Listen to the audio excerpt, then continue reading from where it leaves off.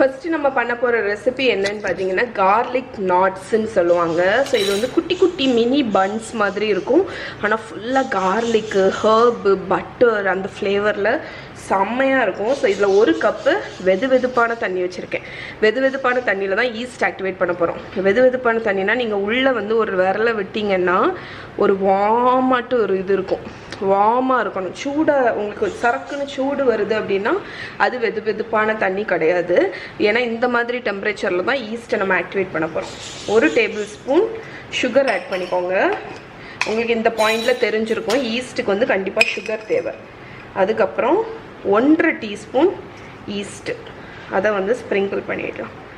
இந்த வெதுவெதுப்பான தண்ணியில் ஸ்ப்ரிங்கிள் பண்ணி 5 மினிட்ஸ் அப்படியே இருக்கட்டும். அது நல்ல ஃபோமியாக பப்ளியாக ஆகும். அதுக்கப்புறம் நம்ம மற்ற இன்க்ரீடியன்ட், இதுக்கு வெறும் 6 இன்க்ரீடியன்ட்ஸ் தான் தேவை. தண்ணி, சுகர், ஈஸ்ட் 3 இதில் ஆட் பண்ணியாச்சு.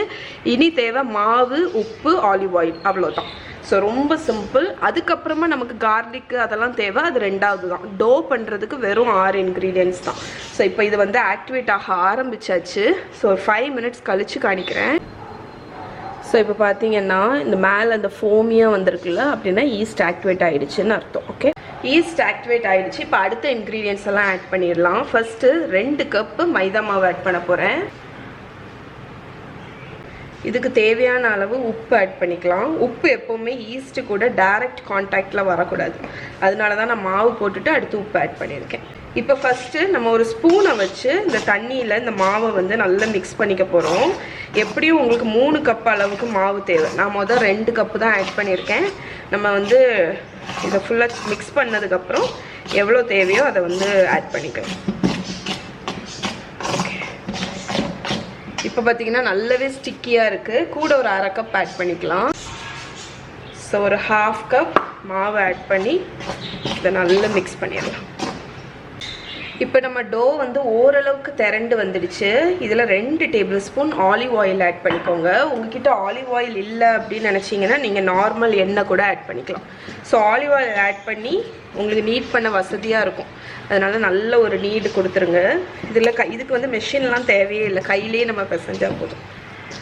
ஓகே, ஸோ நல்லா பிசைஞ்சாச்சு. உங்களுக்கு இந்த மாதிரி ஸ்மூத்தாக வரணும். இப்போ வந்து ஒரு துணியை வச்சு நீங்கள் மூடிட்டு இதை ஒரு வார்ம் ஸ்பாட்டில் ஒரு மணிக்கூர்லேருந்து 1.5 மணிக்கூர் வச்சுடுங்க. ஸோ இது டபுள் ஆனதுக்கப்புறம் என்ன பண்ணணும்னு காணிக்கிறேன். இப்போ நம்ம பேக் பண்ண போகிறோம். அதுக்கு வந்து ஒரு பேக்கிங் ட்ரேயில் பார்ச்மெண்ட் பேப்பர் போட்டு வச்சுருங்க. நான் யூஸ் பண்ணுறது வந்து ஆடியோட eco pack parchment paper. Okay, so இது ஓரத்தில் இருக்கட்டும். இப்போ நம்ம டோவை வந்து ஷேப் பண்ணிடலாம். நம்ம டோ வந்து நல்லாவே டபுள் ஆகிடுச்சு பாருங்கள். இப்போ இதை வந்து நம்ம கார்லிக் நாட்ஸ் தான் பண்ண போகிறோம்.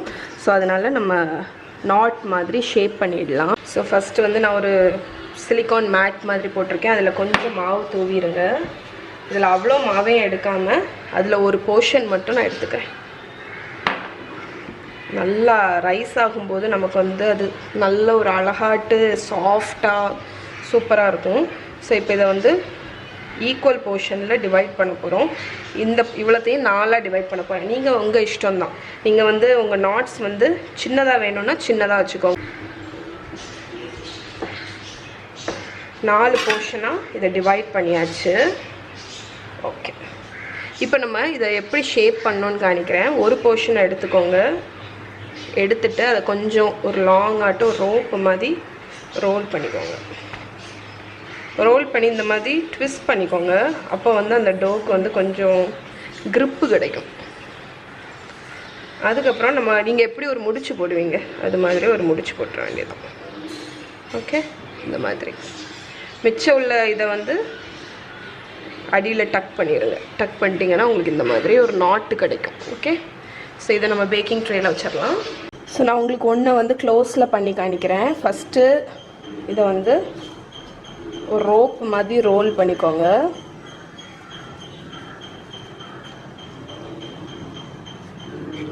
இந்த மாதிரி. அதுக்கப்புறமா நான் சொன்ன மாதிரி நல்லா டைட்டாகிட்டு ட்விஸ்ட் பண்ணிக்கோங்க. இந்த மாதிரி கூட நீங்கள் பண்ணலாம். அதாவது ஒன்று பேக் சைடு ஒன்று ஃப்ரண்ட்டில் இப்படி பண்ணிவிட்டு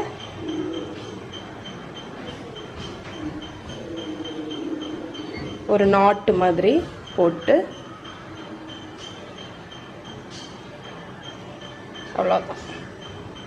ஓகே, தெரியுதா? நம்ம கார்லிக் நாட்ஸ் வந்து ஷேப் பண்ணிட்டேன். நான் சிலது உங்களுக்கு ஃப்ரை பண்ணி காணிக்கிறேன். இதை வந்து ஒரு 10 நிமிஷம் ரைஸ் பண்ண விட்டுட்டு 220 டிகிரி செல்சியஸ் அவனில் வச்சு ஒரு 10லேருந்து 12 நிமிஷம் நம்ம பேக் பண்ணி எடுத்துடலாம். ஓகே, சில பேர்த்திட்ட வந்து அவன் இருக்காது. ஸோ அவங்க வந்து ஆயிலே டீப் ஃப்ரை பண்ணலாம். ஸோ அது எப்படின்னு காணிக்கிறேன் உங்களுக்கு. ஸோ ஆயில் வந்து ஹாட் ஆனோன்னா நம்ம பண்ணி வச்சுருக்கிற நாட்ஸை வந்து ஆட் பண்ணிடுங்க. ஆட் பண்ணி லோ டு மீடியம் ஹீட்லேயே குக் பண்ணுங்கள். ஸோ அடிப்பக்கம் லைட்டாக ப்ரௌன் ஆனோன்னா திருப்பி போட்டுருங்க. திருப்பி போட்டு குக் பண்ணுங்கள்.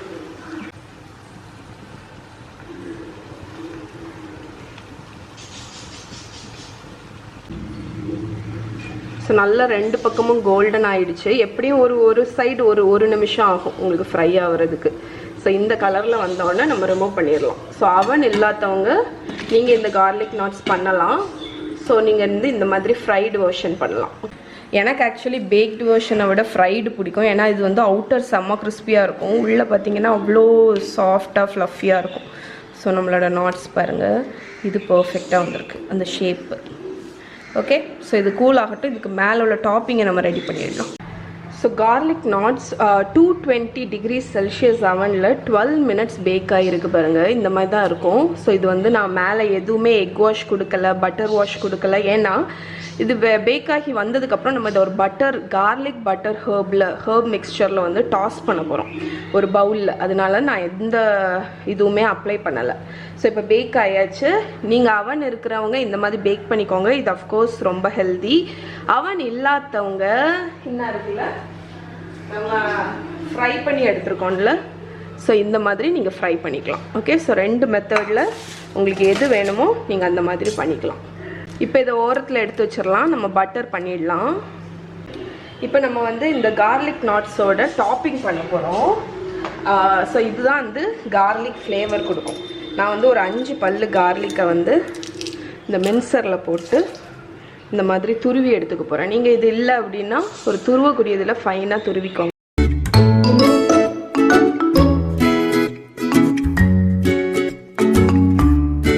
இப்போ 5 பல்லு கார்லிக் துருவியாச்சு. நீங்கள் கூட வேணும்னா ஆட் பண்ணிக்கலாம். 1/4 கப் பட்டர் வந்து உருக்கி வச்சுருக்கேன், அதை ஆட் பண்ணிடுங்க. நீங்கள் வந்து ஃப்ரெஷ் கொத்தமல்லி கீரை இருந்தால் இல்லைன்னா பார்ஸ்லே இருந்தால் போட்டுக்கலாம். நான் வந்து ட்ரைடு பார்ஸ்லே டைரெக்டாக ஒரு டேபிள் ஸ்பூன் ஆட் பண்ணுறேன். அதுக்கப்புறமா ஃபைனலாக கொஞ்சமாக உப்பு வந்து அந்த ஃப்ளேவருக்கு வேண்டியதான், நிறைய ஆட் பண்ணாதீங்க, ஒரு 1/4 டீஸ்பூன் அளவுக்கு. ஸோ இதில் பட்டர், நம்ம துருவி வச்ச கார்லிக், பார்ஸ்லே, உப்பு. நீங்கள் என்ன வேணுனாலும் இதில் ஆட் பண்ணிக்கலாம். இது வந்து ஐடியா தான். நீங்கள் ஆரிகானோ ஹர்ப் வேணும்னா ஆட் பண்ணிக்கலாம், எந்த ஹர்ப் வேணுனாலும் இதில் ஆட் பண்ணிக்கலாம். ஓகே, இப்போ நம்ம பேக் பண்ணி வச்சுருக்கிற கார்லிக் நாட்ஸு இதில் ஆட் பண்ணிக்கலாம். மொத்தமாக நான் ஒரு பெரிய பவுல் தான் வச்சுருக்கேன். ஏன்னு பார்த்தீங்கன்னா நான் இதை ஷேக் தான் பண்ண போகிறேன். நான் ஒவ்வொன்றையும் இருந்து கோட் பண்ணி ப்ரஷ்ஷை வச்சு அந்த மாதிரிலாம் பண்ண போகிறதில்ல. ஸோ ஃபுல்லாக போட்டேன்னா இதுக்கு ஒரு பிளேட்டை வச்சு மூடி இந்த மாதிரி நல்லா ஷேக் பண்ணிடலாம்.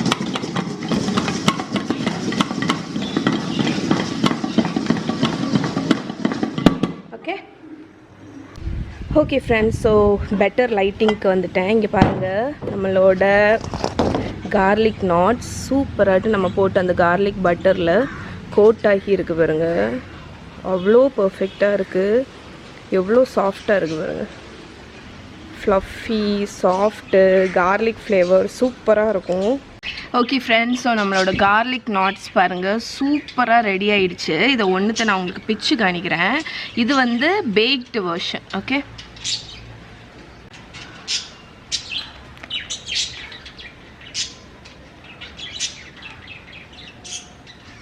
செம்ம சாஃப்டாக இருக்குது. இப்போ ஃப்ரைடு வெர்ஷனையும் உங்களுக்கு பிச்சு காணிக்கிறேன். பேக்டை விட ஃப்ரைடு வந்து சூப்பராக இருக்கும்.